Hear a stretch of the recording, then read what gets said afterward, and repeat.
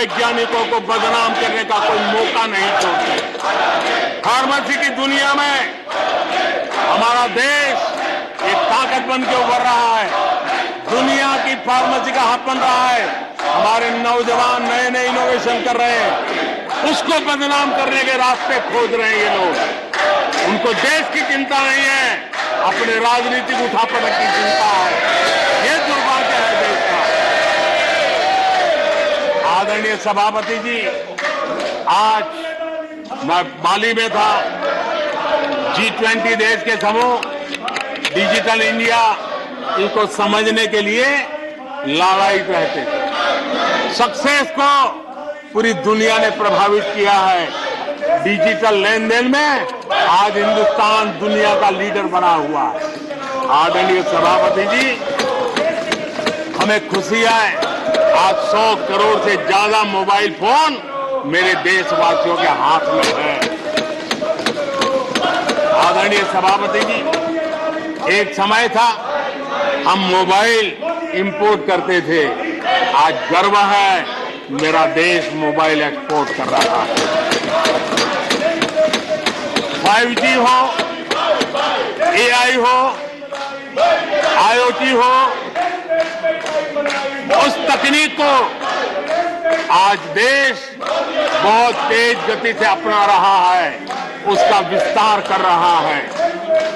Drone, इसका इस्तेमाल सामान्य जीवन में हो, सामान्य नागरिक की भलाई हो। हमने पॉलिसी में वो बदलाव किया और दवाइयां दूर सुदूर इलाकों में ड्रोन से पहुंचाने का काम आज मेरे देश में हो रहा है। साइंस और टेक्नोलॉजी के महत्व को आज खेत में मेरा किसान ड्रोन की ट्रेनिंग लेकर के खेती में ड्रोन का क्या उपयोग हो, आज मेरे गांव में दिखाई दे रहा है। जियो स्पेशल सेक्टर में हमने दरवाजे खोल दिए। ड्रोन के लिए एक पूरा नया विकास का विस्तार करने का अवसर हमने कर दिया। आज देश में यूएन जैसे लोग चर्चा करते हैं कि दुनिया में लोगों के पास अपने पास जमीन के घर के मालिकाना हक नहीं है। यूएन की चिंता है दुनिया।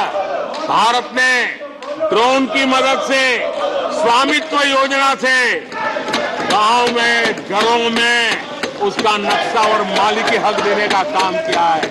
उसको कोर्ट कचहरी के चक्करों से और कभी घर बंद हो, कोई आकर के कब्जा कर न ले, सुरक्षा का एहसास दिया है। हमने टेक्नोलॉजी का भरपूर प्रयास कॉमन मैन के लिए करने की दिशा में सफलता पाई है। आज देश टेक्नोलॉजी के क्षेत्र में आधुनिक विकसित भारत के सपने में उसका महत्व हम समझते हैं और इसलिए ह्यूमन रिसोर्स डेवलपमेंट, इनोवेशन, इसका महत्व बहुत है। और इसलिए दुनिया की एकमात्र फॉरेंसिक साइंस यूनिवर्सिटी हमारे देश में है। हमने गति शक्ति यूनिवर्सिटी बना करके इंफ्रास्ट्रक्चर की दुनिया में एक नई पहल की है। हमने एनर्जी यूनिवर्सिटी बना करके आज देश रिन्यूएबल एनर्जी के क्षेत्र में एक नया जंप लगाए। अभी से हमारे नौजवान तैयार हो, उस दिशा में हम कर रहे हैं। हमारे देश में टेक्नोक्रेट की तरफ, इंजीनियर्स की तरफ, साइंस की तरफ नफरत करने में कांग्रेस ने अपने शासनकाल में कोई कमी नहीं रखी है और साइंस और टेक्नोलॉजी को सम्मान देने में हमारे कार्यकाल में कोई कमी नहीं रखी है। ये हमारा रास्ता है।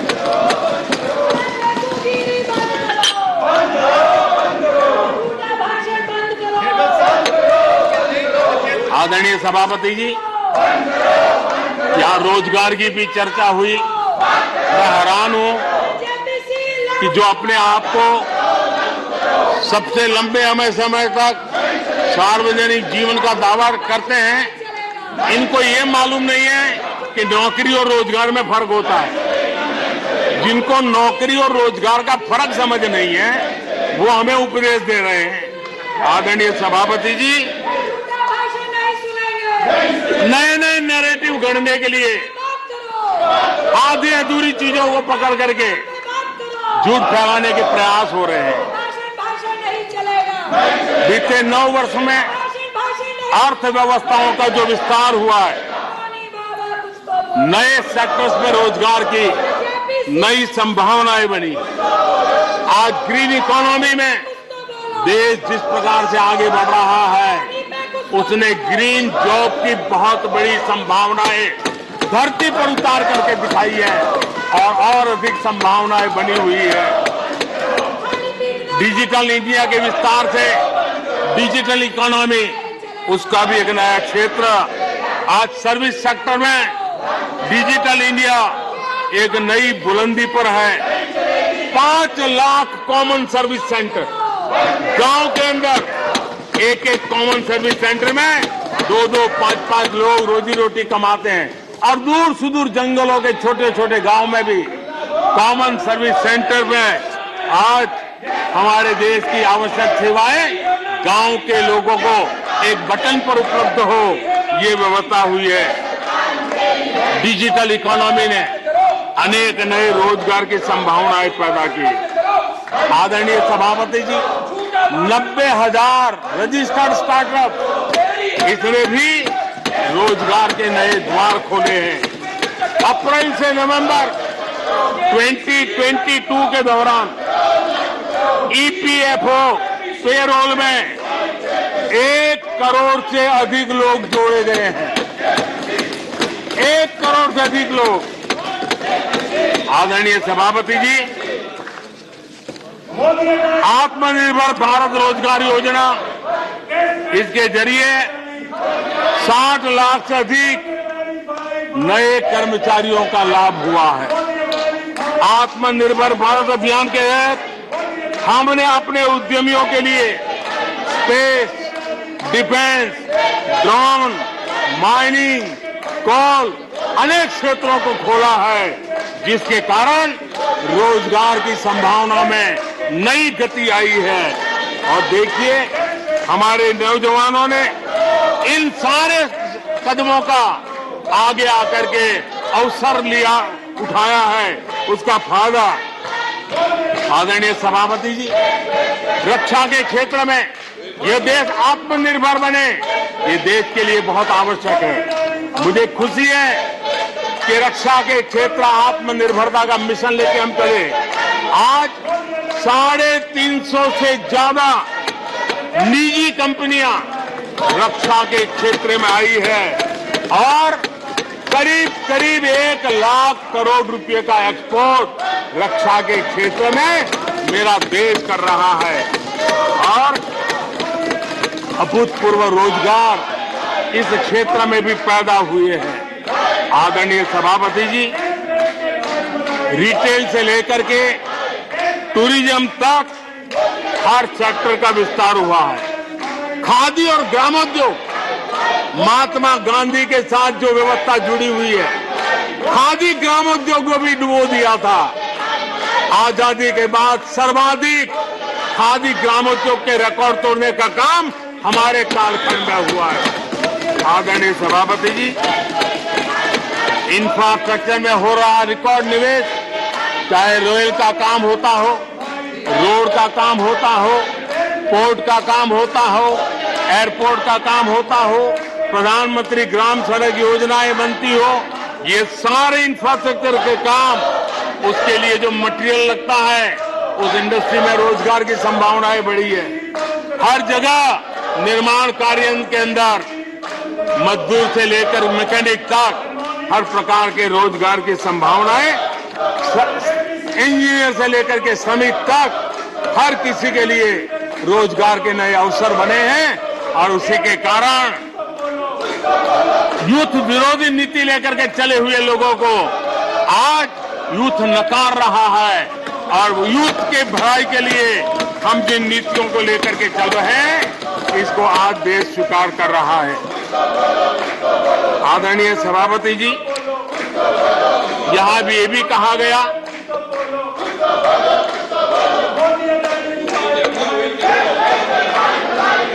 आदरणीय सभापति जी,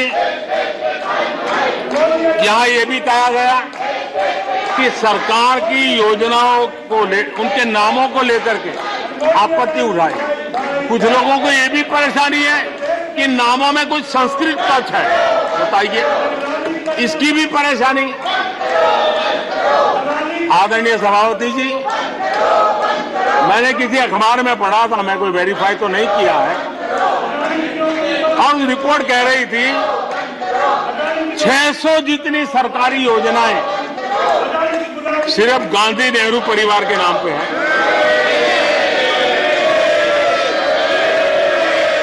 आदरणीय सभापति जी, किसी कार्यक्रम में अगर नेहरू जी के नाम का उल्लेख नहीं हुआ तो कुछ लोगों के बाल खड़े हो जाते हैं, उनका लहू एकदम गर्म हो जाता कि नेहरू जी का नाम क्यों नहीं दिया।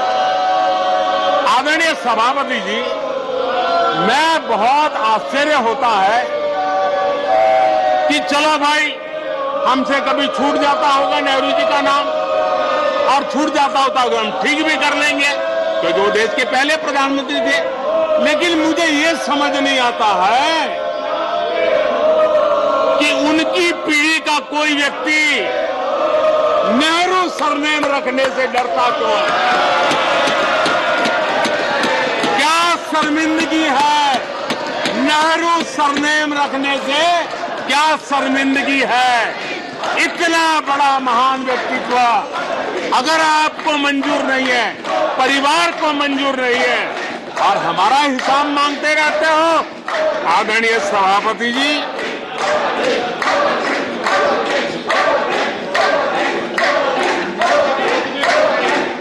कुछ लोगों को समझना होगा, ये सदियों पुराना देश सामान्य मानवी के पसीने और पुरुषार्थ से बना हुआ देश, जन जन की पीढ़ियों की परंपरा से बना हुआ देश है। ये देश किसी परिवार की जागीर नहीं है। हमने मेजर ध्यानचंद जी का नाम पर खेल रत्न का पुरस्कार कर दिया। अंडमान में नेताजी सुभाष के नाम पर, स्वराज के नाम पर हमने द्वीपों का नामकरण किया। हमें गर्व हो रहा है। नेताजी सुभाष बोस के योगदान के लिए देश गर्व करता है, हम गर्व करते हैं। इतना ही नहीं, जो लोग आए दिन हमारे देश की सेना को नीचा दिखाने का मौका नहीं छोड़ते, हमने इन द्वीपों को परमवीर चक्र प्राप्त करने वाले सेनानियों के नाम कर दिया। आने वाली सदियों तक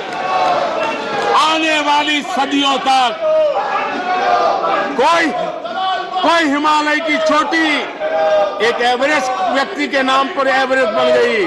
मेरे द्वीप समूह मेरे परमवीर चक्र विजेता मेरे देश के सेनानियों के नाम कर दिया। ये हमारी श्रद्धा है, ये हमारी भक्ति है, और उसको लेकर के हम चलते हैं। आदरणीय और इससे आपको तकलीफ है और तकलीफ व्यक्त भी हो रही है। हर एक की तकलीफ व्यक्त करने के रास्ते अलग होंगे। हमारा रास्ता है सकारात्मक। कभी कभी अब ये सदन है, एक प्रकार से राज्यों का महात्मा है, हम पर ऐसे भी आरोप लगाए जाते हैं कि हम राज्यों को परेशान करते हैं।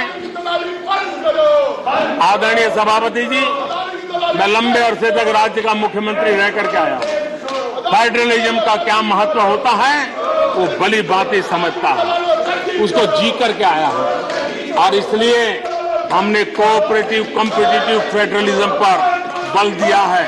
आओ हम पर्दा करें, हम आगे बढ़े, हम सहयोग करें, हम आगे बढ़े, उस दिशा में हम चले हैं। हमने हमारी नीतियों में नेशनल प्रोग्रेस का भी ध्यान रखा है और रीजनल एस्पिरेशन को भी एड्रेस किया है।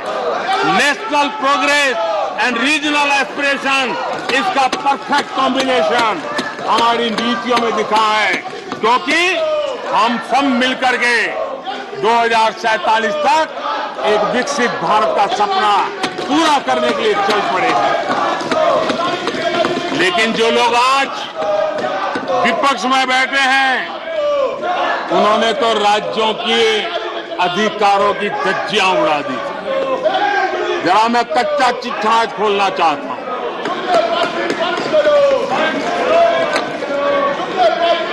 जरा इतिहास उठा करके देख लीजिए, वो कौन पार्टी थी, वो लोग कौन सत्ता में बैठे थे, जिन्होंने आर्टिकल 356 का सबसे ज्यादा दुरुपयोग किया।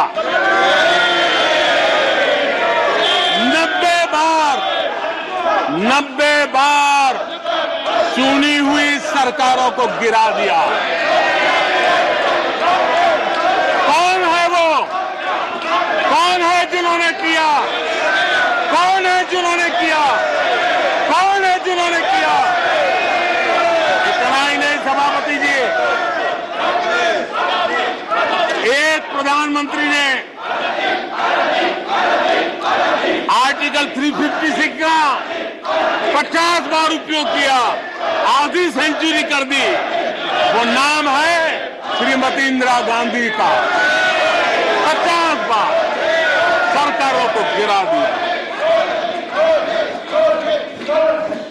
केरल में आज जो लोग इनके साथ खड़े हैं, जरा याद कर लीजिए, थोड़ा बार माइक लगा दीजिए। केरल में वामपंथी सरकार चुनी गई, जिसे पंडित नेहरू पसंद नहीं करते थे।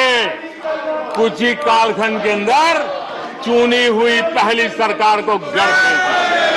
आज आप वहां खड़े हैं, आपके साथ क्या हुआ था जरा याद कीजिए। आदरणीय सभापति जी, जरा डीएमके के मित्रों को भी बताता हूं, तमिलनाडु में एमजीआर और करुणानिधि जैसे दिग्गजों की सरकारें, उन सरकारों को भी इन्हीं कांग्रेस वालों ने बर्खास्त कर दिया।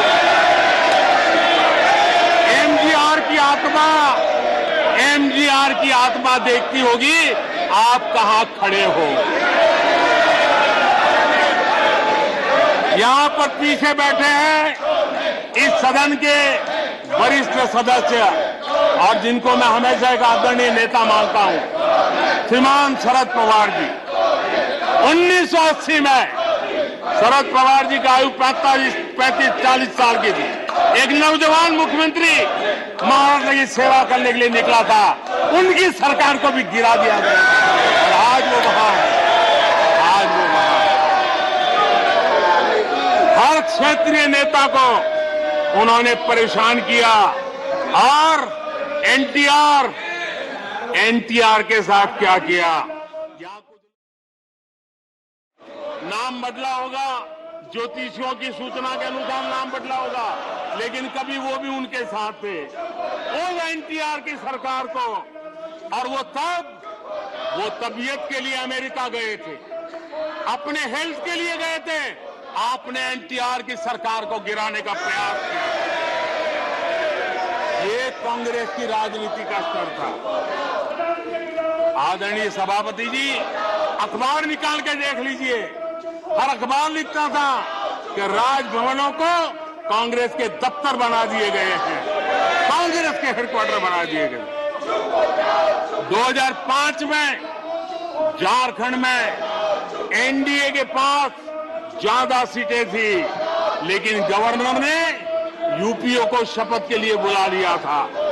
1982 में हरियाणा में भाजपा और देवीलाल के पास प्री पोल उनका एग्रीमेंट था, उसके बावजूद भी गवर्नर ने कांग्रेस की सरकार के लिए निमंत्रण कर दिया था। ये कांग्रेस के पाप, और आज देश को गुमराह करने की बातें कर रहे हैं। आदरणीय सभापति जी, मैं एक बात को जानना चाहता हूं, मैं एक गंभीर विषय की ओर अब ध्यान देना भी चाहता हूं। महत्वपूर्ण विषयों को मैंने स्पर्श किया है, और आज देश में आर्थिक नीतियों की जिनको समझ नहीं है, जो 24 घंटा राजनीति के सिवाय कुछ सोचते नहीं है, जो सत्ता के खेल खेलना यही जिनको सार्वजनिक जीवन का काम दिखता है, उन्होंने अर्थनीति को अनर्थ नीति में परिवर्तित कर दिया। मैं उनको चेतावनी देना चाहता हूं और मैं इस सदन की गंभीरता के साथ उनसे कहना चाहता हूं कि अपने रिस्पेक्टिव स्टेट को जाके समझाएं कि ये गलत रास्ते पर न चले जाएं। हम हमारे पड़ोस के देशों का हाल देख रहे हैं कि वहां पर क्या हाल हुआ है, अनाप शनाप कर्ज लेकर के किस प्रकार के देशों को डुबो दिए गए। आज हमारे देश में भी तत्कालीन लाभ के लिए अगर भुगतान करेगा तो आने वाली पीढ़ी करेगी। हम तो कर्ज करो जीपीओ वाला खेल आने वाला देखेगा। ये कुछ राज्यों ने अपनाया है, वो उनका तो तबाह कर देंगे, देश को भी बर्बाद कर देंगे। अब देश अब कर्ज के तले दबते जा रहे हैं। ये देश आज दुनिया में उनको कर्ज देने के लिए कोई तैयार नहीं है। ये मुसीबतों से गुजर रहे हैं। मैं राजनीतिक वैचारिक मतभेद हो सकते हैं, दलों के विषय में एक दूसरे के प्रति टीका टिप्पणी हो सकती है, लेकिन देश की आर्थिक सेहत के साथ खिलवाड़ मत कीजिए।